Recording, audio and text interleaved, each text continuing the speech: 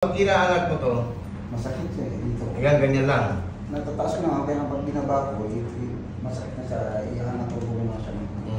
Sige.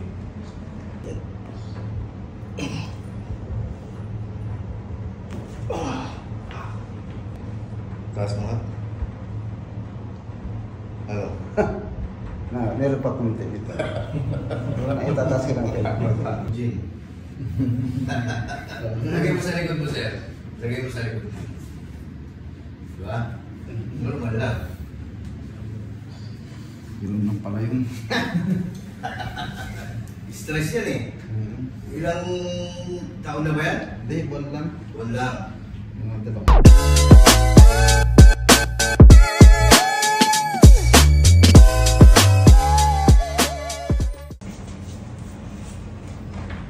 Pag inaanak mo to, Masakit siya dito. hanggang ganyan lang. Natataas ko na, kaya pag binaba ko, masakit na siya, iyahan na tubo na siya.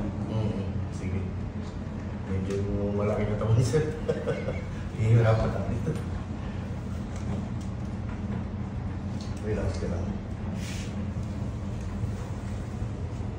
Yan. Hindi ka makatingala. Tingala ka. Makatingala na. Yung tingala mo, no? May pagitan, no? Oo. May boundary. Hindi ka masyadong makatingala. Baba mo. Relax mo na doon siya.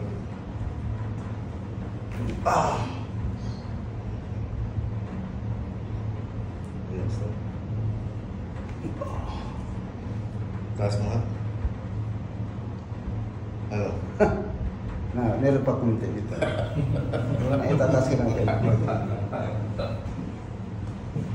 Kasi nga sir, nakalak dito yan. Nakaibit yung ugat. Hindi ka makatingala. Marami pa dito nakaibit. Mamaya tingnan mo, maririnig mo, ang dami.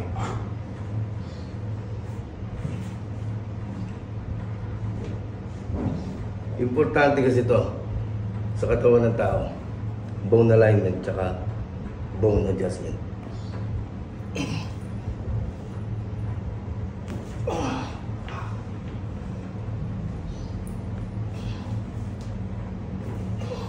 Sa tagal na hindi na-align yung buto mo. Eh yung mga sasakyan nga, yung chassis eh, 40 years mong gagamitin yung sasakyan mo. Yeah. Mawawala sa alignment yan. Punta mo sa kasa. Parang yung buto mo lang din, punta mo sa kotse. Sa kaya. Iyakat. Eh, kalusugan ng tao, kayamanan mo yan. Di ba? Hindi ka makakapaghanap buhay pag mahina ang katawan. Sir, salamat mo na. Okay? Tama lang, boss, kung matas ka. Tingnan ka ng manalim. Exhale.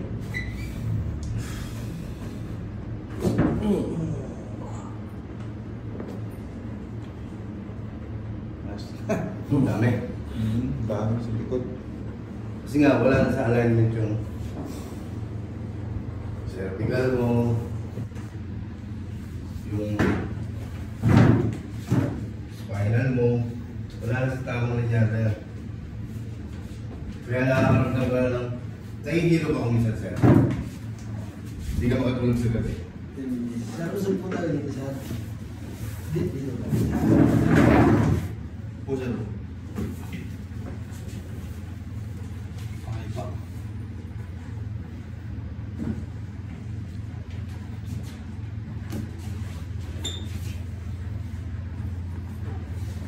Higa. Yan. Relax mo na yung mo. Relax mo na yung mo. Sige, baba mo yun. Huwag kang mag-resist na lakas. Ubusin mo yung hangin sa tiyan mo. Relax. Gagawin. Okay. Kailangan ka na dito. Dapa. Sige na dito. Huwag mo na.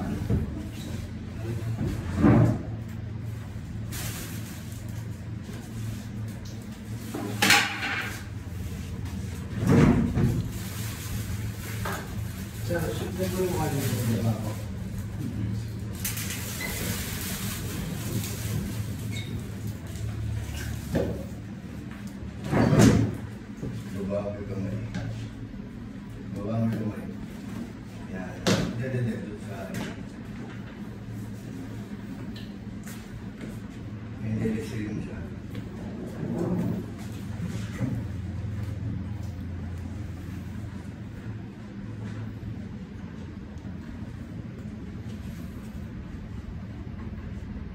Nakain naman namin sir.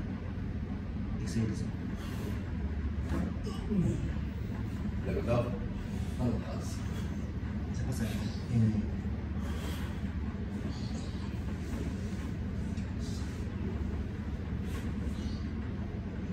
Okay, pagalingan. Lumayo ka, please. Mas dami. Dami. Sige, sir, tayo. Tingnan mo. Magkakaya ba? Taas mo na yung balan mo. Pwede ka na mag-gym. Lagay mo sa likod mo, sir. Lagay mo sa likod mo. Diba? Normal lang. Yun lang pala yun. Stress yan eh. Ilang taon na ba yan? Hindi, buwan lang. Buwan lang.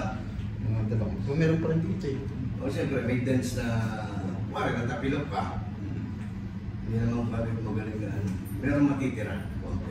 Pag pinahirap mo. Papagalingin mo lang yan. Papagalingan ng ano.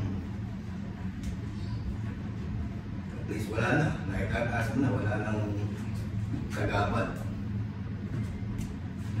Katulad ka.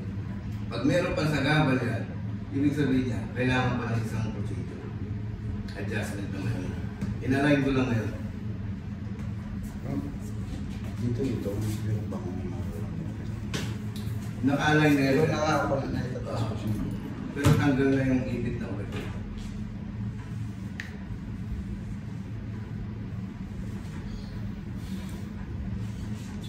Mahirap hanapin ng tao kung saan siya ginawa, kung saan sino ang kapagaling sa kanya.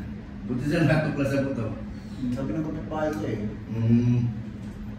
Nagpahirap din siya dito. Sabi niya sa akin. Tignan lang. Bayo yung misero. Misero. Bisero. Pero nagpahirap din siya. Okay na yan. Opo.